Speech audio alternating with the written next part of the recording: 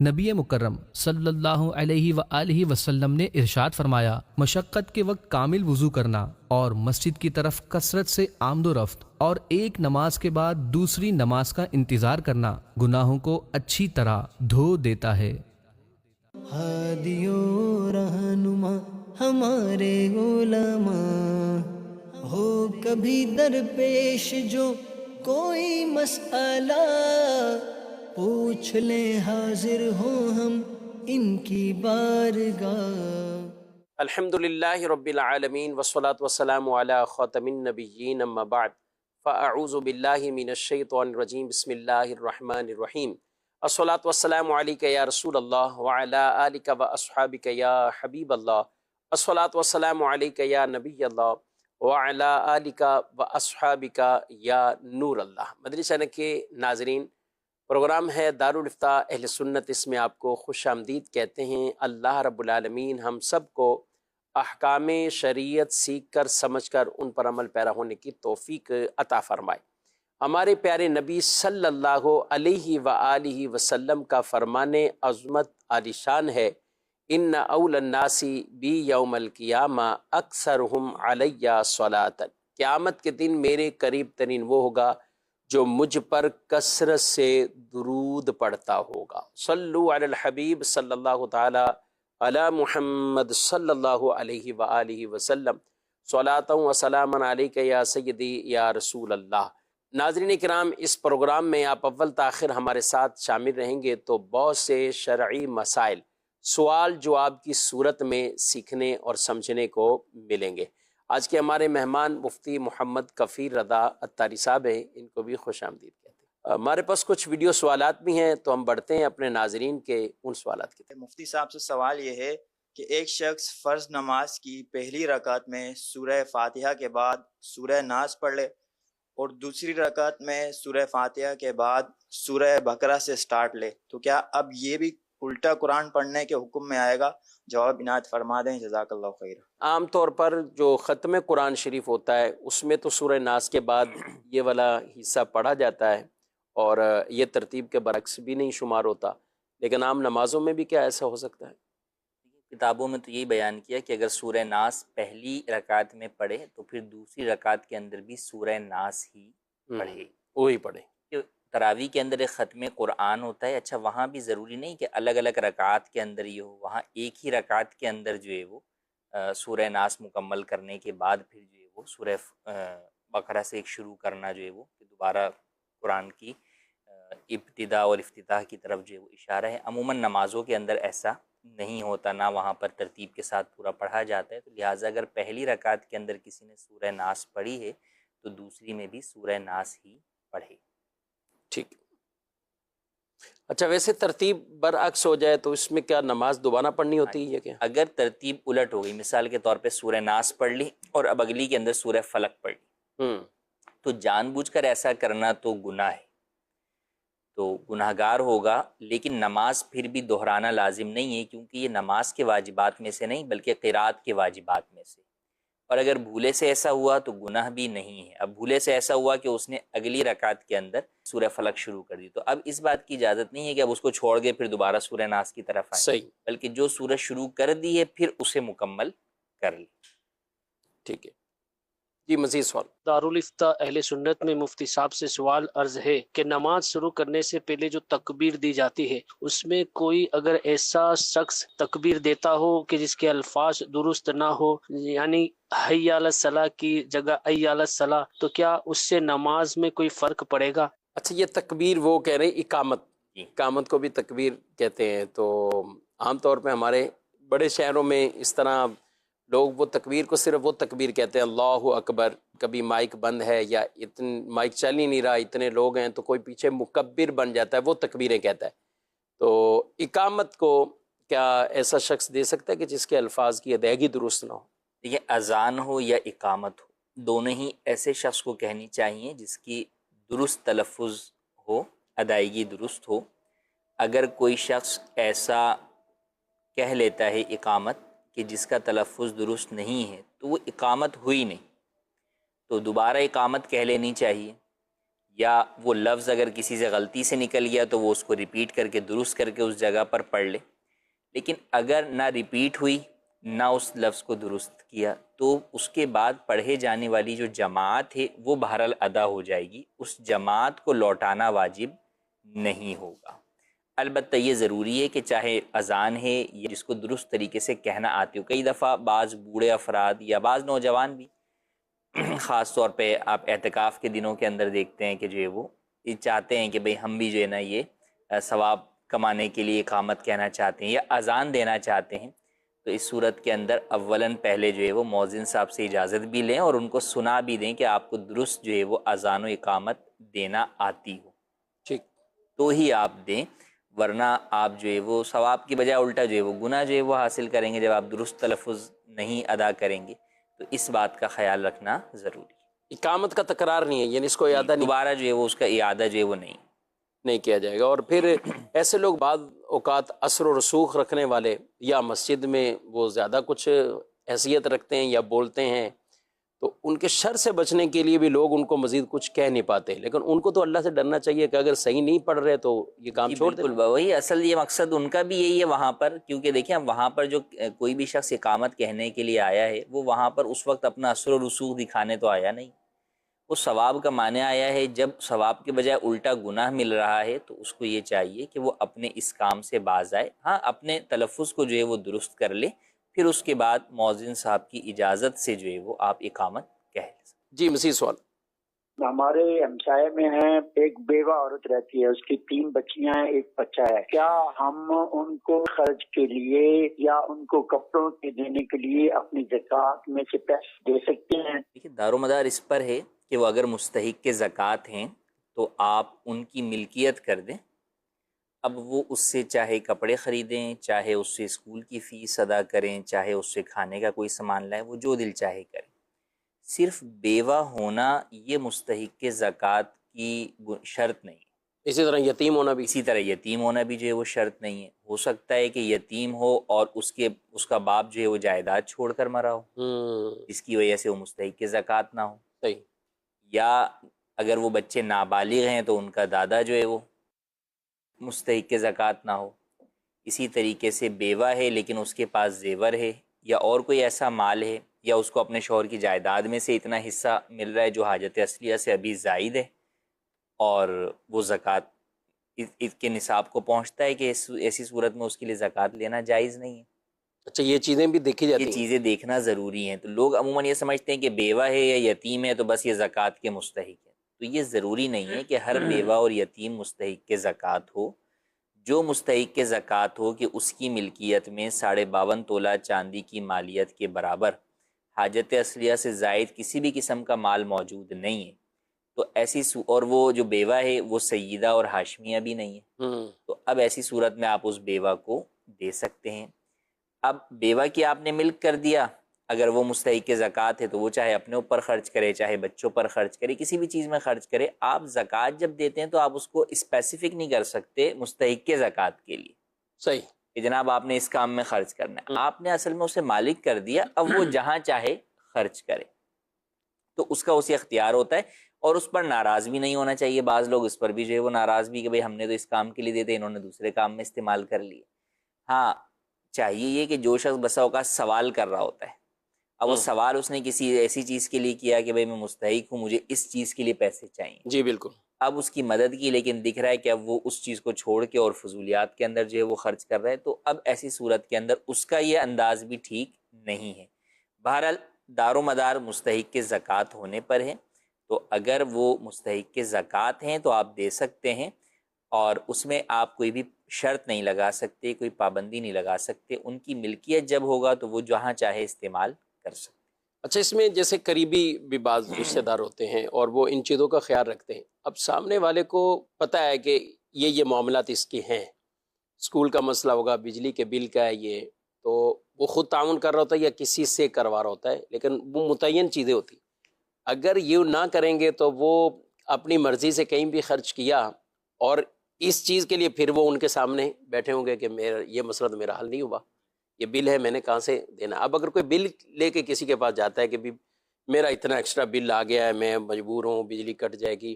اب اس نے دیکھا ہے بھی حقدار، اس کو میں کچھ نہ کوئی مدد کر دیتا ہوں، اب وہ اس کو مدد کر رہا ہے، دے اسی کو رہا ہے کہ ٹھیک ہے بھی اپنا بل دو. اب یہ اگر کسی اور میں خرچ کرے گا تو یہ مسائل نہیں ہوں گے اس میں. وہی میں نے کہا کہ بسا اوقات جب اس کی طرف سے سوال ہوتا ہے اور وہ ایک اسپیسیفک کسی چیز کو دکھا کر ہے یا بتا کر ہے، تو اب اسے بھی چاہیے کہ وہ اس کی خلاف ورزی نہ کرے، کیونکہ بہرحال یہ اگرچہ اس کی ملکیت میں تو آ جاتا ہے، لیکن سامنے والا جو ہے وہ اس کے حوالے سے بدظن ہوتا ہے کہ یار بتا کر کیا کیا تھا، لیے تھے پیسے کچھ اور اور کہاں جو ہے وہ کر رہا ہے. ہاں، اس کا دوسرا طریقہ یہ ہو سکتا ہے کہ جو دینے والا ہے وہ ڈائریکٹ اسی جگہ پر اس کی اجازت سے ادا کر دے. مثلاً بل ہے تو یہ اس کو پیسے نہ دے، اس کی اجازت سے ڈائریکٹ جا کر بل ادا کر دے. اچھا، یہ خود ادا کر، یہ خود ادا کر دے، تو یوں بھی ہو سکتا ہے. اسی طرح اسکول کی فیس ہے تو مگر اجازت ضروری ہے، بغیر بتائے آپ نے پیچھے خاموشی سے جو ہے وہ دے دیا اسکول والے کو کہ بھئی اب ان سے جو ہے وہ تم فیس نہیں مانگنا، اور اس سے پوچھا نہیں آپ نے، اس کی اجازت شامل نہیں ہے، تو اب ایسی صورت جو حقدار ہے، جو حقدار ہے تو زکوٰۃ ادا نہیں ہوگی. اس کے حکم سے جب آپ ادا کریں گے تو زکوٰۃ ادا ہوگی. تو اسکول کی فیس میں بچوں کی ماں سے پوچھا جائے گا کس سے، یا بچوں سے پوچھا جائے گا، کیا کریں گے؟ دیکھیں وہ ادا واجب کس کے اوپر ہو رہی ہے؟ پیرنٹس کے اوپر ہی جو ہے وہ عموماً لازم ہوتی ہے. جو اسکول یا کوئی بھی مدرسہ ہے تو وہ بچوں سے تو کوئی فیس کا تقاضا یعنی جس نے نہیں وہاں ہوتا عقد ہے. کیا ہوا ہے ایک طرح جی، کا. جس نے وہاں پر ایک ایگریمنٹ کیا ہوا ہے، اسکول کا ایڈمیشن فارم کے وقت کیا ہوا ہے، تو اسی کے اوپر لازم ہے. تو اس کی اجازت سے ادائیگی کریں گے تو ادا ہو جائے گی. اچھا، جس سے اجازت لے رہے وہ شریف فقیر ہو، وہ جی، زکوٰۃ اس کا مستحق زکوٰۃ ہونا ضروری. اچھا، جو مستحق زکوٰۃ ہیں اور پتہ ہے وہ اسی کیفیت میں رہے گا، تو اس سے کوئی 6 مہینے کی بھی اجازت لی جا سکتی ہے یا سال کی، کہ ٹھیک ہے ہم دیتے رہیں گے، تو وہ ایسا بھی ہے؟ جی بالکل، وہ ادائیگی اس کو پتہ ہے کہ ہاں بھئی میں مستحق زکوٰۃ ہوں اور آگے بھی یہی صورتحال ہے کہ میں مستحق زکوٰۃ ہی رہوں گا، اس نے اجازت دی تو ٹھیک ہے. مگر اب اس کے اوپر یہ ضروری ہے کہ اب اس نے اجازت دی ہوئی کسی کو سال کے لیے، تو اب دو باتیں، ایک ہی کہ اس نے ون ٹائم ادا کر دی، سال کی فیس یکمشت ابھی ہی ادا کر دی، صحیح، تو ادا ہو گئی. اور ایک یہ کہ نہیں، اس نے اس سے اجازت لینے کے بعد ہر مہینے بھی دے رہا ہے وہ. صحیح. تو اب اگر اس کو یہ لگتا ہے کہ بھئی 6 مہینے کے بعد جو ہے وہ میں تو اب مستحق زکوٰۃ نہیں رہا، تو اب اس کو اطلاع دینی ہوگی کہ بھئی اب آپ میری فیس جو ہے وہ زکوٰۃ سے ادا نہیں کیجیے گا، کیونکہ اب میں مستحق زکوٰۃ نہیں. صحیح. تو یہ بہرحال اس کے اوپر پھر ذمہ داری عائد. بہتر یہ کہ ہر مہینے ہی لے لی جائے، جی، یعنی اس میں لے لی جائے اور پتہ بھی کر لیا جائے. اور وہ جو زکوٰۃ لینے والے ہیں، بعض اوقات دینے والے کو تو معلوم نہیں ہوتا، ان کو پتہ ہے کہ آپ کی ظاہری حالت وہی تھی. کئی لوگ راشن لگاتے ہیں کہ ہر مہینے وہ کنٹینیو چلتا ہی رہتا ہے. اب وہ راشن ہے تو راشن تو آتا رہے گا، ہر مہینے آتا رہے گا. اب اگر یہ مستحق زکوٰۃ نہیں رہا تو یہ ان کو اطلاع دے دے بالکل کہ بھی میں اس دفعہ. یہ بڑی ذمہ داری کی بات ہے. دیکھیں جس طرح زکوٰۃ دینے والے پوچھ رہے ہوتے ہیں صحیح کہ ہماری زکوٰۃ ادا ہوئی یا نہیں ہوئی، ہم کس طرح ادا کریں، اسی طرح لینے والوں پر بھی یہ ضروری کہ وہ دیکھیں کہ ان کے پاس جو مال آ رہا ہے وہ اس کے حقدار ہیں یا نہیں ہیں. تو جب بھی انہیں یہ لگے، اگرچہ اگلے دن ہی لگ جائے کہ بھئی کہیں سے جو ہے وہ کوئی ایسی صورت ہو گئی کہ وہ اب مستحق زکوٰۃ نہ رہے، تو اب یہ نہیں کہ یار مال مفت آ رہا ہے تو اسے منع کیسے کریں، بلکہ اب لازم ہوگا بہرحال، کیونکہ اب آپ کے لیے وہ مال لینا جائز نہیں ہوگا، حلال نہیں ہوگا آپ کے لیے. تو آپ پر لازم ہوگا کہ آپ بالکل انہیں اطلاع دیں. اب ان کی مرضی ہے کہ وہ آپ کو جو ہے وہ صدقات نافلہ سے آپ کی مدد کریں یا وہ منع کر دیں کہ بھئی ہم مزید جو ہے وہ نہیں دے رہے آپ کو. صحیح، آپ اپنا یہ کلیئر ایک ضروری. ہاں، لے لیا، قبضہ کر لیا، اب اس کے بعد وہ مال گھر میں ہی رکھا ہوا ہے اور اب یہ مستحق زکوٰۃ نہیں رہا، تو اب وہ مال چونکہ پہلے ملکیت میں آ گیا اس کے اور اس وقت یہ مستحق زکوٰۃ تھا، تو اب یہ بچا ہوا مال واپس دینا ضروری ٹھیک نہیں. کسی نے مجھ سے پوچھا کہ ہمارے ہاں رکشے لے کر دے دیتے ہیں، کسی کو ٹھیلا لے کر دیتے ہیں کچھ لوگ، کہ یہ آپ کو پیسوں کی ضرورت ہے نا، ٹھیلا لینا کیا لینا وہ لے کے دے دیتے ہیں. جی، مانگنے والے یہ بھی بڑے تیز ہیں، یہ کہتے ہیں ٹھیک ہے بھائی ٹھیلا لے کر دو، رکشا لے کر دو، مارکیٹ میں بک ہی جائے گا نا. اگلے دن کیا کرتے ہیں، بیچ دیتے ہیں، 2-4 دن نکالے بیچ دیا. تو وہ آدمی تھوڑا تیز تھا، اس نے کیا کیا کہ رکشا لے کے دینا تھا، وہ خود مارکیٹ میں گیا، بھئی آپ پہلے سروے کر لو، جو رکشا لینا ہے مجھے بتائیں، میں آپ کے ساتھ جاؤں گا. میں بتا دیا بھی 1 لاکھ کتنے کا آئے گا، وہ ساتھ گیا، وہاں بات چیت کی، اس سے مزید کچھ اس نے 2-4 ہزار اوپر نیچے کروائے، جو ہو سکا ٹھیک ہے، وہ پیسے اس نے اس کی ادائیگی کی اور اس کو رکشا لے کر دے گیا، یہ خوشی خوشی. اب یہ دوبارہ 2 گھنٹے بعد دوبارہ اسی مارکیٹ میں چلا گیا، اس آدمی سے ہی مل کے آیا دیگر کہ بھئی یہ نمبر اور یہ رکشا میں نے دیا ہے اور میں نے مدد کی ہے. اب اگر یہ بکنے کے لیے آپ کے پاس ہی آئے گا، اگر یہ آیا تو آپ پر لازم ہے مجھے اطلاع دو، دیکھ لو میں نے اللہ کے لیے یہ کام کیا ہے، تم نے نہیں کیا نا، اور ایسی بچت نکال لی تو یہ اچھا نہیں ہوگا، یہ وہ نا، ان کو بھی ڈرا دیا۔ تو وہی ہوا، ایک ہفتے بعد انہوں نے فون کر دیا کہ بھائی آپ کا بندہ تو آیا ہوا ہے، رکشہ لے کر آیا ہوا ہے۔ اچھا، اس نے بتا چکے، ایک کو کوئی کسی دکان کے سامنے ہوگا، اس نے دوسرے نے کسی نے فون کر دیا، یہ وہاں پہنچ گیا۔ اب جب یہ وہاں پہنچا تو عجیب کیفیت بھی ہوئی، ہوا یہ کہ یہ رکشہ لے کر یہ آ گیا، یہ رکشہ لے کر اس کا یہ واپسی آ گیا۔ کیوں بھائی؟ ہم نے تو کاروبار کے لیے دیا تھا کہ یہ آمدنی کمائے، یہ کمائے، وہ اس سے بچت وہ لے رہے ہیں۔ تو اب اس طرح کے بھی جو کیس ہو جائیں تو کیا یہ سامان اٹھا کے واپسی آئیں گے یا کیا کریں گے؟ میں نے جیسے ہم نے شروع میں بیان کیا کہ آپ در حقیقت زکوٰۃ میں ملکیت ضروری ہے، صحیح، کہ آپ مالک بنا دیں مستحق کے زکوٰۃ کو، یہ زکوٰۃ کی ادائیگی کے لیے بنیادی شرط ہے۔ اگر آپ کوئی چیز استعمال کے لیے دیتے ہیں تو اس سے آپ کی زکوٰۃ ادا نہیں ہوگی۔ جیسے فقہا نے مسئلہ بیان کیا کہ زکوٰۃ کے پیسوں سے آپ نے دسترخوان لگایا اور اب آپ نے لوگوں کو دعوت دی کہ آؤ بھائی کھانا کھا لو، تو اگر مستحقین ہی آ رہے ہیں تو بھی آپ ان کو کہہ رہے ہیں بھائی لے جانے کی اجازت نہیں ہے، یہیں کھاؤ جو کھانا ہے، یعنی ایک دعوت ہے آپ کی طرف سے۔ ہاں، تو یہ مباح کرنا ہے، صحیح، ٹھیک ہے، آپ الاؤ کر رہے ہیں، اجازت دے رہے ہیں کہ کھا لو، لیکن آپ جب لے جانے کی اجازت نہیں دے رہے تو آپ اسے مالک نہیں بنا رہے، جی ہاں، تو لہٰذا اس طرح کھلانے سے زکوٰۃ ادا نہیں ہوگی، کہ ملکیت نہیں پائے گی۔ تو تملیک یعنی اس شخص کو مستحق کے زکوٰۃ کو مالک بنانا ضروری۔ اب جب آپ نے مالک بنا دیا تو اب ملکیت کے جتنے بھی تقاضے ہیں کہ وہ اس چیز کو بیچے، وہ اس چیز کو آگے کسی اور کو کرائے پر دے، کچھ بھی کرے،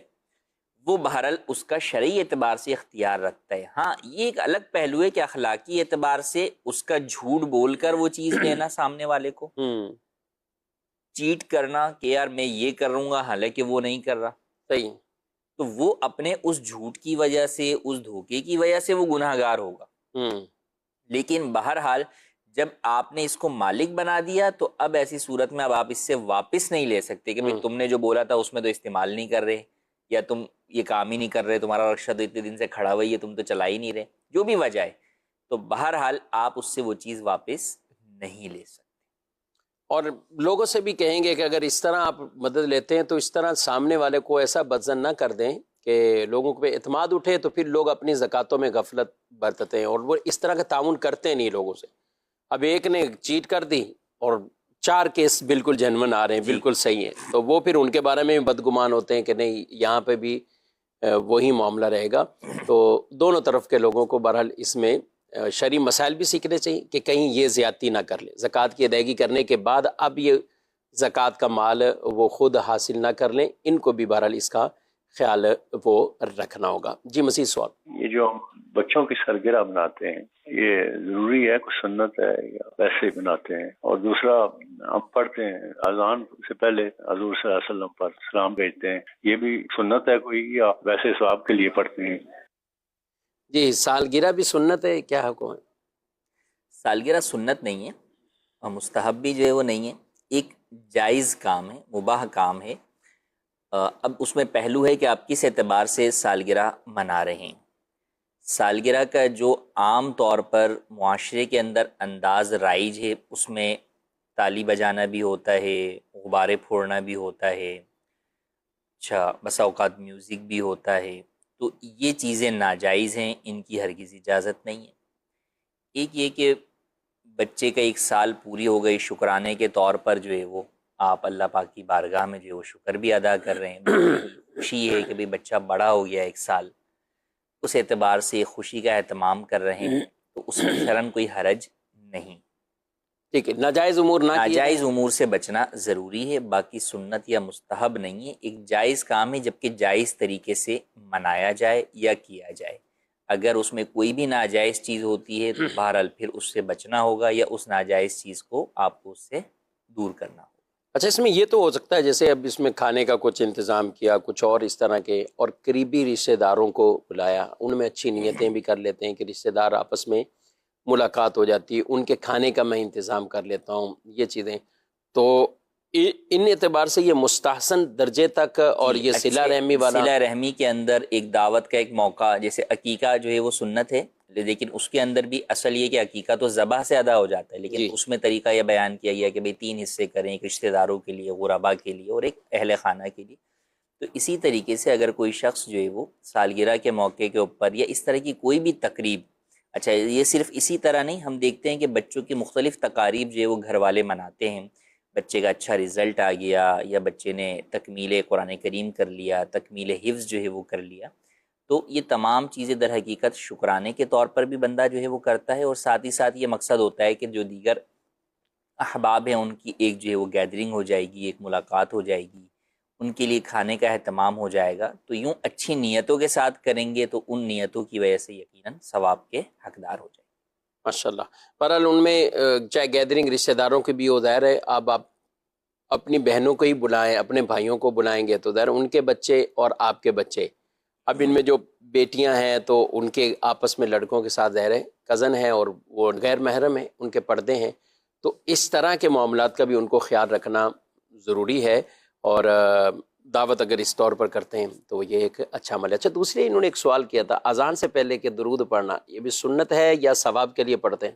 جی، اذان سے پہلے جو ہے وہ درود پاک پڑھنا مستحسن ہے، تو بالکل پڑھ سکتے ہیں، اچھی نیت کے ساتھ پڑھتے ہیں اور نبی کریم صلی اللہ علیہ وسلم پر سلام جو ہے وہ پڑھتے ہیں، تو اس میں کوئی حرج جو ہے وہ نہیں۔ ٹھیک، اور اس کی ممانعت بھی نہیں، درود پاک مطلقاً درود کبھی پاک بھی پڑھا جائے۔ مطلقاً جو ہے جیسے کہ اللہ پاک نے قرآن کریم میں ارشاد فرمایا کہ یا ایھا الذین آمنوا صلوا علیہ وسلموا تسلیما، تو اے ایمان والو نبی کریم صلی اللہ علیہ وسلم پر درود پڑھو اور خوب سلام، تو یہ مطلق حکم دیا گیا، تو لہٰذا یہ جو حکم مطلق ہے یہ کہیں بھی جو ہے وہ پڑھ سکتے ہیں، تو اس لیے اذان سے پہلے یا اقامت سے پہلے بھی درود پاک پڑھنے میں کوئی حرج نہیں۔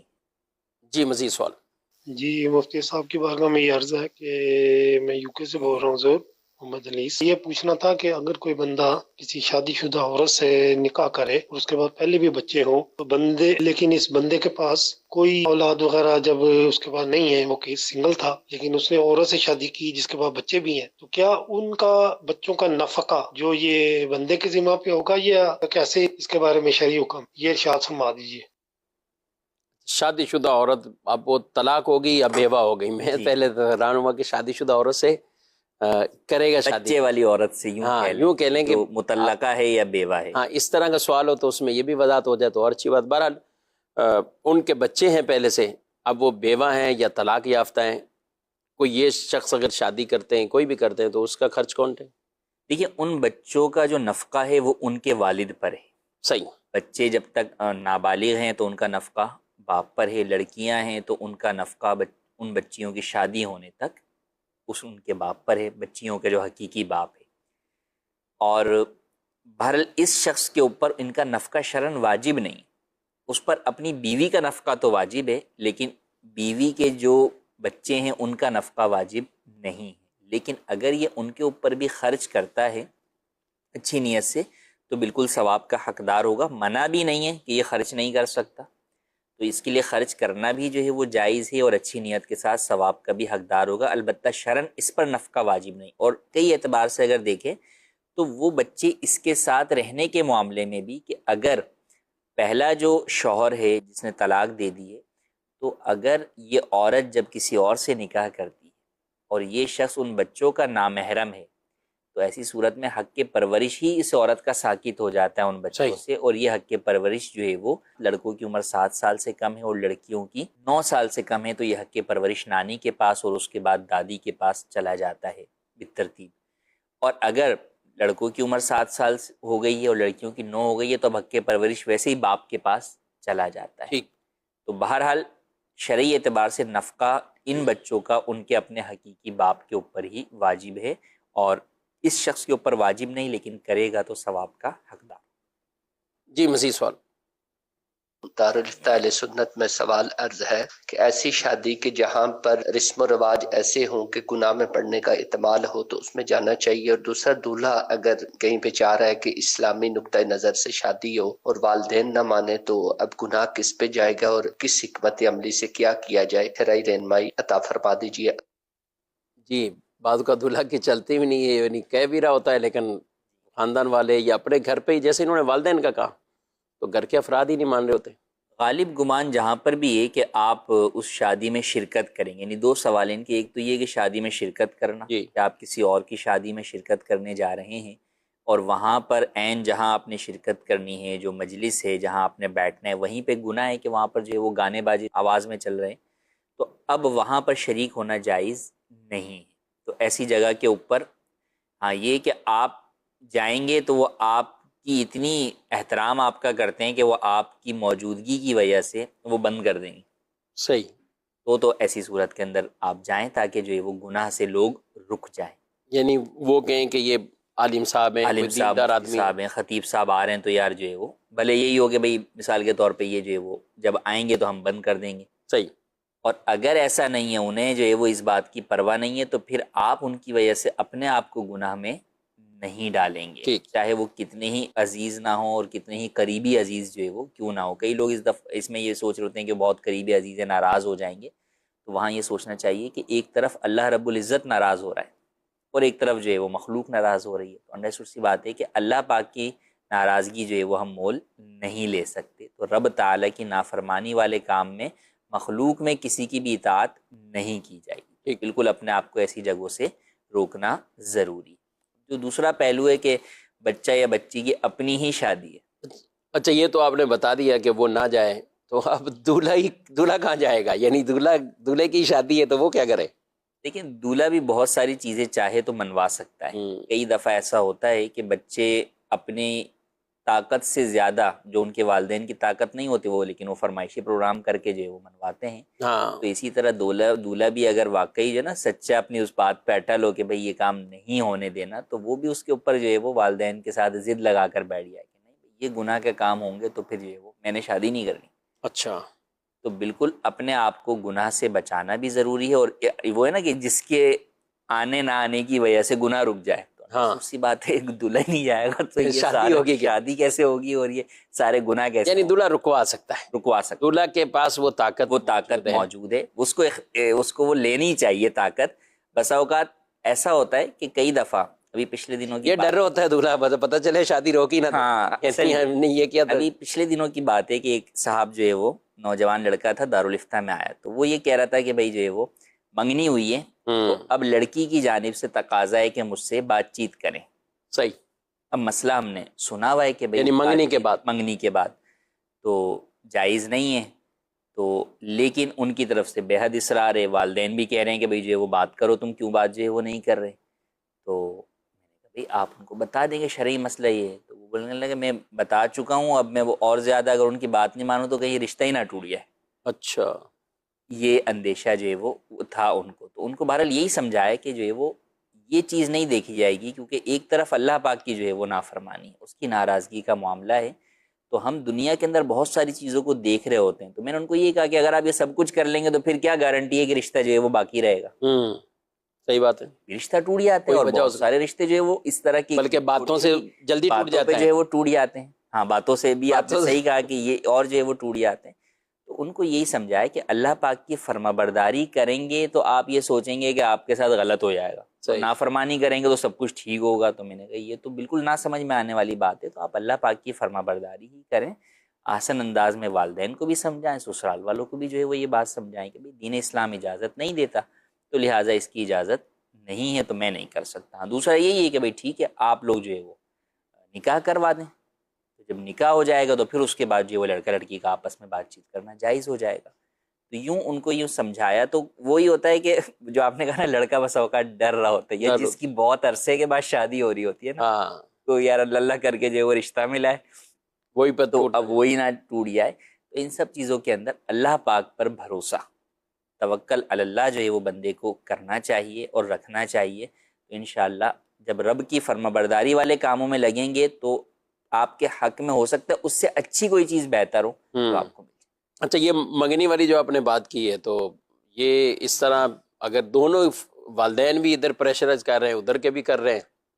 تو بھی نکاح ہی کرنے، یہی حل یہی ہے کہ بھائی ٹھیک ہے آپ نکاح کر دیں، نکاح کر لیں، آپ کو بات کروانا زیادہ ضروری ہے، تو بھائی ٹھیک ہے اس کا ایک وے موجود ہے نا کہ آپ جو ہے وہ رضامندی سے نکاح کر لیں، نکاح کے بعد ٹھیک ہے پھر جو ہے وہ ہم بات کر سکتے ہیں۔ اچھا، مدنی چینل پر ہم اس طرح گفتگو کرتے ہیں تو ظاہر ہے ہمارے بھی جو دعوت کے دینی ماحول سے متعلق ہیں لاکھوں لاکھ تعداد ہے، تو ایسے گھرانے بھی ہوتے ہیں جو اس طرح کی گفتگو کبھی مدنی مذاکرے میں یا دیگر چیزوں میں، تو ایک ان کو ہوتا ہے کہ ایک طرف تو وہ طبقہ ہے کہ جو چاہتا ہے ایسی شادی ملے، ان کو ڈھونڈنا مشکل ہو رہی، جی، اور ایک طرف وہ ہے کہ جو ایک آدمی بچنا چاہ رہا ہوتا ہے اور 50 اس کو اس میں، یہ بھی ہے معاملہ بھی۔ یہ ایسی چیزیں جب ہم چونکہ دیکھتے ہیں اور عموماً یوں لوگ مشورہ بھی کرتے ہیں، ہمارے مسائل سامنے لوگ آتے ہیں تو ہم اپنے وہ کچھ چیزیں جو ہم مشاہدات ہیں وہ آپ کے ساتھ مدنی چینل پر جو ہے وہ شیئر کرتے ہیں اپنے ناظرین کے ساتھ۔ اس میں مقام شکر بھی ہے کہ دیکھیں کہ کئی دفعہ جو ہے وہ ایسا ہوتا ہے کہ ہمیں یہ نظر آ رہا ہوتا ہے کہ یار ہمیں ایک شخص ایسا نہیں مل رہا، ہاں، اور کئی جگہ ایسا ہوتا ہے کہ پورے گھر میں یا پورے خاندان میں وہ اکیلے ہی وہ بندہ ڈٹا ہوا کھڑا ہوا ہوتا ہے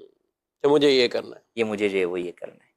تو بات یہی ہے کہ ہم یہ دیکھیں کہ اگر ہمارے سارے افراد جو ہے وہ دین پر چلنے والے ہیں، گناہوں سے بچنے والے ہیں، تو یہ ایک اللہ پاک ان کی قدر نعمت کرنی ہے، ان کی اور قدر ان کی جو ہے وہ قدر جو ہے وہ اور کرنی وہ چاہیے۔ بیٹیاں جو ایسے گھروں میں بیاہ ہو کے جاتی ہیں جی، کہ جہاں ان کو اس طرح کی ٹینشن ہی نہیں ہے کہ آپ کو کوئی زیر زبردستی کرے کہ برقع اتار دو، نقاب اتار جی، دو اور جی، یہ کر دو، آپ کو یہ یعنی وہ سوچ کی طرف ہے ہی نہیں۔ اچھا آپ کو یہ کرنا ہی نہیں پڑے کہ اپنے شوہر کو نماز کے لیے بھیجو، بچے کو نماز کے لیے، وہ خود ہی پورا ماحول ہے گھر کا، تو یہ تو بڑی ایک شکر والی بات۔ اور کئی جگہوں پر اس کے برعکس بھی میں کہوں کہ مثال کے طور پہ وہاں یہ ہے کہ بھئی وہاں پردہ کرنے کے لیے آپ کو کہا جا رہا ہے ہاں، کہ آپ جو ہے وہ پردہ کریں، ہوں، تو یہاں پر ان خواتین کا یا ان لڑکوں کا جن کا ذہن نہیں ہوتا اس طرف، وہ یہ سوچیں کہ دین پر عمل کرنے کے لیے آپ کو نہ صرف مواقع فراہم کیے جا رہے ہیں بلکہ آپ کو حکم دیا جا رہا ہے، حکم دیا جائے۔ تو آپ کے لیے کتنا اچھے مواقع ہیں، جبکہ اس کے برعکس آپ ان لوگوں کے بارے میں سوچیں جو دین پر عمل کرنا چاہتے ہیں لیکن انہیں عمل کرنے نہیں دیا جا رہا۔ اچھا وہاں پر ان کے لیے وہ وقت یاد آتا ہے جیسے صحابہ کرام علیہم رضوان کا زمانہ ہے کہ جو ہے وہ والدین ان کے جو ہے وہ کافر اور وہ بیٹے کو اسلام قبول کرنے نہیں دے رہے، کہ اسلام قبول کر لیا تو اب نماز نہیں پڑھنے دے رہے۔ بالکل بالکل، ان قربانیوں کو دیکھیں، اور آج یہ کہ ہمارے پاس یہ تمام چیزیں دستیاب ہیں، اور یہ آپ دیکھیں کہ یہ صرف یہاں نہیں، یہ صرف اس مسئلے میں نہیں، اور کئی جگہوں پر نماز کے معاملات دیگر جگہوں میں جب بیرون ملک کے اندر لوگ جاتے ہیں تو وہاں ان کو کتنی چیزوں کا احساس ہوتا ہے کہ یار ہمارے ملک میں اس چیز کی کتنی آزادی ہے، اور یہاں یہ پابندی وہ پابندی، دین پر عمل کرنے کے اوپر ہی پابندی ہے۔ اور پھر کم از کم یہاں کوئی آواز کان میں وہ اذان کی آئی، کوئی پتہ ہو کہ میں اس میں، کئی ممالک ایسے ہیں کہ وہ لوگ بتاتے ہیں کہ ہمیں تو بس یہ موبائل سے اذان سنتے ہیں یہ پتہ چلتا یا ہے، ٹی وی سے سنتے ہیں، اور نماز کے لیے کتنا سفر کر کے جانا وہ ہے بھی پڑتا ہے۔ نہیں، ہاں وہ بھی نہیں ہے، یعنی جمعے کے لیے بھی جائیں تو پتہ نہیں کتنی گھنٹوں کی مسافت پہ جاتے ہیں جا کے۔ تو اب ہمیں یہ ساری چیزیں جو ہے وہ بالکل آسانی کے ساتھ سہولت کے ساتھ دستیاب ہیں، لیکن ہم اس کی قدر جو ہے نہیں وہ کرتے۔ نہیں کرتے۔ میرا نام عمران احمد ہے۔ میرا مفتی صاحب سے سوال ہے کہ اگر جانور مر جائے اسے دفن کرنا ضروری ہے یا نہیں؟ برائے کرم اس کا جواب دے دیجیے۔ جانور مر جائے تو اس کا دفن اس طور پہ نہیں جیسے ایک انسان کا دفن ہے، بلکہ یہاں پہ در حقیقت تعفن سے بچنے کے لیے جو ہے وہ اس کے دفن کا کہا گیا کہ بھئی اب اگر وہ دفن نہیں کیا جائے گا، وہ کھلا پڑا ہوا ہوگا تو اب جو ہے وہ پھولے گا، پھٹے گا، تو بدبو اور جراثیم وغیرہ سب جو ہے وہ پھیلیں گے، تو اس اعتبار سے یہ کہا گیا کہ اس کو جو ہے وہ دفن کر دیا جائے۔ اب اگر مثال کے طور پہ کئی جگہوں کے اوپر اس کے برعکس بھی ہوتا ہے کہ جانور مرا اور جناب سمندر کے بیچ میں مر گیا تو سمندر میں پھینک دیا انہوں نے، یا اور کوئی ایسی جگہ ہے کہ جہاں پر اب دفن کرنے کے لیے پہاڑی ایریا کے اندر جو ہے وہ کھودنا ہی مسئلہ ہے، تو اب وہاں پر ایسی دور کسی جگہ پر پھینک دیا تو اس میں کوئی حرج نہیں۔ اپنے آپ سے تعفن کو بیسک تو یہی ہے، بنیادی چیز یہ۔ ٹھیک ہے مزید۔ میرے ماموں کا آپریشن ہوا ہے اور اس کا وضو نہیں رکتا ہے کہ کپڑے ہر وقت ناپاک رہتے ہیں، کیا ناپاک کپڑوں کی حالت میں نماز پڑھ سکتا ہے؟ وضو اس کا بار بار ٹوٹ جاتا ہے، اس کے بارے میں کیا حکم ہے، رہنمائی فرمائیں۔ جی آپریشن ہوا ہے تو کسی بھی شخص کو ایسا عذر لاحق ہو جائے جس کی وجہ سے اس کا وضو نہیں رہتا اور کپڑے بھی ناپاک ہو جاتے ہیں، تو اب ایسی صورت میں سب سے پہلے تو وہ یہ دیکھے کہ اس کی یہ کیفیت کتنی ٹائم تک رہتی ہے۔ ٹھیک، اگر وہ کسی بھی نماز کا وقت شروع ہونے سے لے کر ختم ہونے تک وضو کر کے نماز کی ادائیگی پر قادر نہیں تو ایسا شخص شرعی معذور ہو جاتا ہے۔ اب یہ دو طرح سے ہوگا کہ بعض اعذار وہ ہوں گے جن کے اندر تھوڑا سا ٹائم ملتا ہے تو اسے پتہ چل جائے گا، تو اس کو وضو کر کے اپنے آپ کو باقاعدہ چیک کرنا پڑے گا۔ وقت شروع ہونے کی ہم نے جو بات کی، تو جیسے نماز کا جو اوقات کا نقشہ ہوتا ہے، نقشہ اوقات ہوتا ہے، اس میں جو ٹائم شروع ہو رہا ہے اس کے ٹائم کے اسٹارٹ ہونے سے لے کے ختم ہونے تک۔ اچھا بعض کو ہے کہ جیسے وہ نالی لگ گئی ہے تو اب اس کے اندر تو مسلسل رس ہی رہا ہے تو پتہ ہی چل رہا ہے، وہ شرعی معذور کے حکم، اب وہ شرعی معذور کے حکم میں ہے۔ تو تو ایسا شخص جو ہے وہ اس ایک وقت کے اندر جب وضو کر لے گا تو وقت ختم ہونے کے سے پہلے اپنے اسی ایک وضو سے وہ نمازیں پڑھ سکتا ہے. اس پرابلم کی وجہ سے، مثلا کے طور پہ اگر پیشاب کی پرابلم ہے تو اس کی وجہ سے اس کا وضو نہیں ٹوٹے گا. لیکن اگر کوئی اور عذر پایا گیا، وضو توڑنے والی کوئی اور چیز پائی گئی، ناقض وضو پایا گیا، مثلا خون نکل گیا اس کا بہنے کی مقدار میں، تو اب بہرحال اس کی وجہ سے وضو کرنا ہوگا. اچھا، کپڑے ناپاک کے اندر بھی یہ ہے کہ اگر اس کے جو کپڑے ناپاک ہونے والا معاملہ ہے، اگر اتنا ہے کہ مثال کے 2 رکعت نماز پڑھنی ہے تو 2 رکعت نماز پڑھ لے گا، وہ اس دوران کپڑے جو ہے وہ درہم کی مقدار یا اس سے زیادہ ناپاک نہیں ہوں گے. صحیح. تو ایسی صورت کے اندر وہ 2 رکعت نماز ادا کر لی، یا 4 رکعت ہے تو 4 رکعت نماز ادا کر لے. درہم سے کم ہے اگر نجاست لگی ہوئی تو ایسی نجاست غلیظہ تو اس کی نماز ہو جائے گی.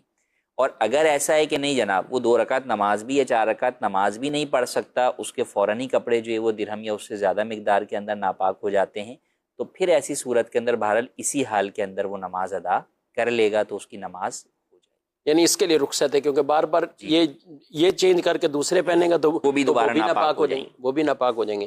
یہ ناظرین کرام، اپنے پروگرام ملاحظہ کیا، اپنا فیڈ بیک بھی ضرور دیجیے گا. دارالتحفظ سنت کے یہ نمبرز بھی اپنے پاس رکھیں. آپ کے جو بھی ضروری اور اہم سوالات ہوں تو ان پر آپ ضرور پوچھ سکتے ہیں. اللہ پاک ہم سب کو عمل کی توفیق دے. آمین بجاہ النبی الامین صلی اللہ علیہ وسلم. ہادی و رہنما ہمارے علماء، ہو کبھی درپیش جو کوئی مسئلہ، پوچھ لیں حاضر ہوں ہم ان کی بارگاہ. صدیق اکبر، صدیق اکبر.